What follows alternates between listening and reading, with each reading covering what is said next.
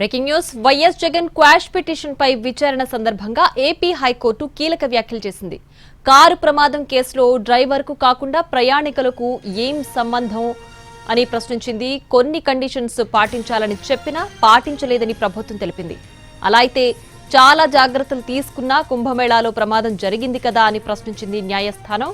ప్రమాదానికి ప్రయాణికులు ఎలా బాధ్యత వహిస్తారని క్వశ్చన్ చేసింది.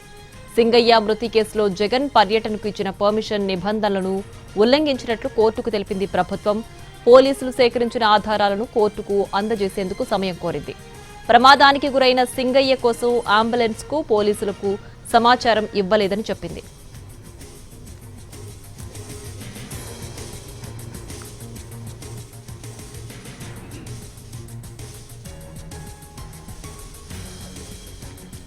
జగన్ తరపు లాయర్లు కూడా కోర్టులో తమ వాదనలు వినిపించారు. ప్రమాదం జరిగినప్పుడు ఒక కారుగా చెప్పిన పోలీసులు ఆ తర్వాత జగన్ ప్రయాణిస్తున్న కారుని చెప్పి సెక్షన్లు మార్చారని అన్నారు. రాజకీయ కక్ష సాధింపులతోనే కేసు నమోదు చేశారని అన్నారు. జగన్ కు సరైన బందోబస్తు ఇవ్వడం లేదంటూ దాఖలైన 2 పిటిషన్లు హైకోర్టులో విచారణ దశలో ఉన్నాయని తెలిపారు జగన్ తరపు న్యాయవాదులు. మరోవైపు పర్యటనకు 3 కార్లు 100 మందికి మాత్రమే అనుమతిస్తే 100 కార్లు 1000 మందితో పర్యటన జరిపారని కోర్టు దృష్టికి తెచ్చింది ప్రభుత్వం.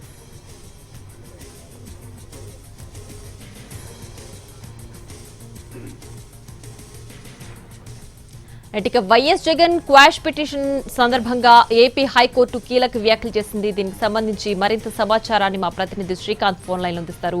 శ్రీకాంత్, చెప్పండి, న్యాయస్థానం ఏం వ్యాఖ్యలు చేసింది, అలాగే జగన్ తరపు న్యాయవాదులు ఏం చెప్పారు, ఏంటి పూర్తి డీటెయిల్స్? గుంటూరులో జగన్ పర్యటన సమయంలో మృతి చెందిన సింగయ్య మృతికి సంబంధించి నమోదైన కేసులో జగన్ క్వాష్ పిటిషన్ దాఖలు చేశారు. దాని మీద విచారణ సందర్భంగా హైకోర్టు కొన్ని కీలక వ్యాఖ్యలు కూడా చేసింది. కారు ప్రమాదం జరిగినప్పుడు అది డ్రైవర్ కి సంబంధం ఉంటుంది, కానీ అందులో ప్రయాణించే ప్రయాణికులకి ఏం సంబంధం అని కూడా కేసు నమోదుకు సంబంధించి న్యాయస్థానం ప్రశ్నించింది.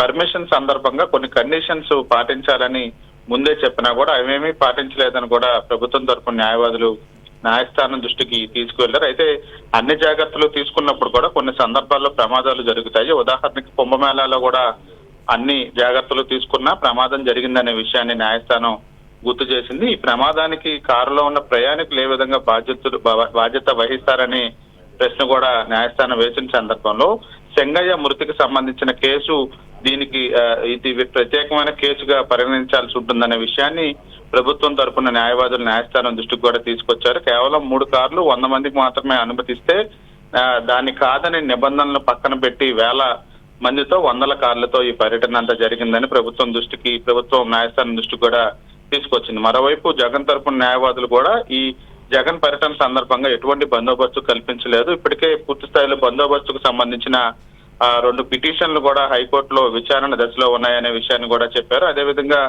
సింగయ్య మృతికి సంబంధించి కేసు నమోదు రోజున ఒక కారుని కేసులో నమోదు చేశారు. తర్వాత ఎస్పీ వచ్చి మరొక కారు పేరు ఏదైతే జగన్ ప్రయాణిస్తున్నారో ఆ వాహనం ఢీకొనడం వల్ల చనిపోయిందని సెక్షన్లన్నీ మార్చి కేసుని రాజకీయంగా కక్ష సాధింపుగా పెట్టారని చెప్పడం కూడా జరిగింది. దీంట్లో ప్రమాదం జరిగినప్పుడు నిర్లక్ష్యంగా వ్యవహరించారు. పోలీసులకి సమాచారం ఇవ్వలేదు, అంబులెన్స్ కూడా సమాచారం ఇవ్వలేదు. దీనికి సంబంధించిన ఆధారాలు ఉన్నాయి, అవన్నీ కూడా కోర్టుకు సబ్మిట్ చేయడానికి సమయం కావాలని అడ్వకేట్ జనరల్ సమయం కోరటంతో మంగళవారానికి వాయిదా వేయడం జరిగింది. అప్పటి వరకు ఎటువంటి తొందరపాటు చర్యలు జగన్ సహా ఇతర పిటిషనర్ల మీద తీసుకోవద్దనేది న్యాయస్థానం ఆదేశించింది. Priya. Right Srikanth, thanks for the updates.